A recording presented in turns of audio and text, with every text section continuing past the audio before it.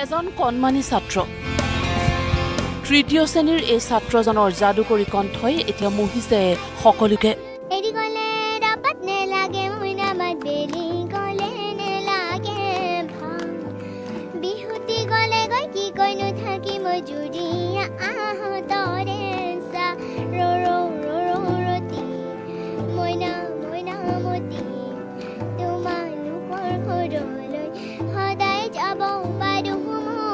Social মিডিয়াত viral হৈছে এই কণমানি ছাত্ৰৰ যাদুকৰী কণ্ঠৰ গীত।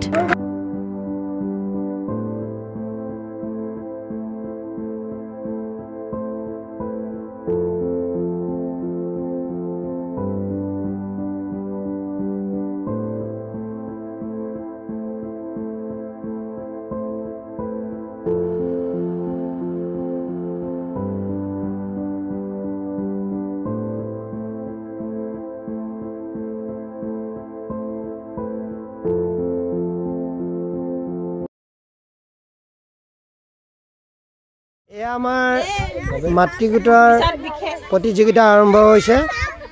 প্ৰশিক্ষক ৰিদীপ শইকীয়াদেৱে তেওঁলোকক সাজু কৰিছে। এই মাতৃগোট ইতিমধ্যে 100 মিটাৰ দৌৰৰ কাৰণে সাজু হৈছে। এয়া আমাৰ শুভ উদ্বোধন কৰাৰ পিছত মাতৃগোট পুনৰ সাজু হৈছে 100 মিটাৰ দৌৰৰ কাৰণে।